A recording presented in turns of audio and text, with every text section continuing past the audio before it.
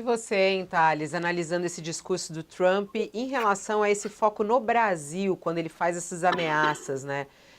A gente sabe, da última vez que ele falou dessa maneira, o presidente Lula reagiu dizendo que ia aplicar sempre a reciprocidade, né? Depois deu um passinho atrás e tudo mais.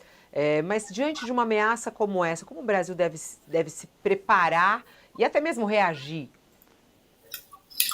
Olha, Fabíola, aumentou com essa declaração do Trump lá no discurso anual da União dos Estados Unidos, com essa declaração, ele aumentou no Brasil a discussão interna sobre algumas medidas. Uma delas é a taxação das big techs. Quer dizer, Trump pode reclamar das taxas, colocar taxas contra o Brasil também pode colocar taxas contra produtos ou serviços de empresas norte-americanas. Um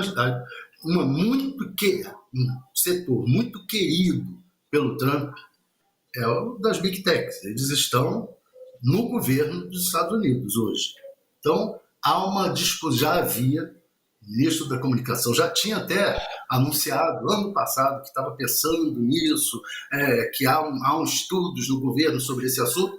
Pois bem, essa decisão do Trump está fazendo aumentar no governo, esse discurso do Trump está fazendo aumentar no governo a disposição de taxar as big techs, e para isso vai precisar do Congresso. Está sendo preparado um projeto que será votado no Congresso. Outra questão também é a questão da regulação das redes. É a hora agora de os bolsonaristas decidirem de que lado vão ficar.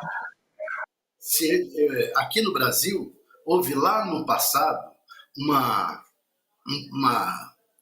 uma declaração bombástica do então presidente do Partido Comunista Brasileiro, Carlos Prestes, que ele disse que se o Brasil entrasse em guerra com a Rússia, ele ficaria do lado da Rússia. E isso fez um levante contra o Prestes no Brasil. A imagem do Prestes ficou queimada. Agora é hora dos bolsonaristas começarem a se decidir. Vem cá, vão ficar do lado do Trump e dos Estados Unidos, se vocês que se dizem patriotas, contra o Brasil, ou vão deixar, e do lado também das Big Techs, ou vão deixar que ande no Congresso o projeto de regulação das redes contra o qual vocês se insurgiram. Conseguiram os lobbies o lobby das Big Techs fez esse projeto ser engavetado. Agora há uma disposição do governo de voltar a discutir com o Congresso a regulação das redes, a propósito de tudo que a gente dos ataques que a gente está sofrendo do presidente americano que representa as Big Techs. Essa que é o fato. O Trump, lá no discurso, fez questão de apontar o Elon Musk, agradecer ao Elon Musk a ajuda, e então ele está mostrando claramente que o governo dele é um governo de ligação extrema com as Big Techs. E nada mais sensível, nesse caso de política externa, de você sofrendo um ataque de um governante, de um governo, ver onde está o principal interesse dele. No passado já fizeram isso aqui na questão do aço, com a indústria cinematográfica, que era nos Estados Unidos fundamental, mas com o Trump não é. Então, pelo contrário, é uma inimiga. Então, no passado não, você atingia a indústria cinematográfica, o aço, as tarifas do aço voltavam ao normal. Agora não. Então, o olho está nas Big Techs. Será que a gente indo em cima das Big Techs não vai ser mais efetivo em relação ao Trump? Além das outras medidas, é claro, que ainda estão sendo estudadas. Entre um ponto, né? Eu lembro que na época a gente entrevistou aqui o Ronaldo Lemos e ele dizia que essa taxação, ela até pode vir, mas ela tem que ser muito bem alinhada até com outros países, né, Otales? Porque a gente tem que pensar no consumidor e pensar também na evolução do Brasil, principalmente nessa área Então, acho que é uma discussão muito interessante de ver qual vai ser o caminho que vai ser tomado pelo Brasil. E se vem alguma reação. Até o momento, depois dessa declaração, ainda não teve uma reação. E nem sei, você acha que tem que vir uma declaração agora, Josias? Por exemplo, teve essa primeira fala, né, de Trump. Mas não falou exatamente qual vai ser o ponto. Da outra vez, Lula se antecipou e já respondeu. O Itamaraty, Lula, tem que reagir a essa fala dura dele de ontem, dizendo que o Brasil é um dos países apontados como injustos nas tarifas aplicadas aos Estados Unidos? Eu creio que tenha que reagir assim de forma drástica e imediata, não, Fabíola. O mais correto, nesse caso, é observar com muita parcimônia o que está acontecendo, né? Estava programado para acontecer, na sexta-feira da semana passada, um contato telefônico do Geraldo Alckmin, que, além de vice-presidente, é ministro da Indústria e Comércio, do Desenvolvimento da Indústria e Comércio do Brasil, né? Estava previsto esse telefonema do Alckmin com o secretário de Comércio dos Estados Unidos, que é um sujeito chamado Howard Lutnick. E não aconteceu o telefonema, mas ele não foi cancelado.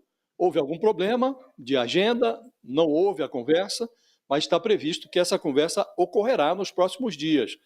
Estão organizando esse contato do Alckmin com o secretário de Comércio do Donald Trump.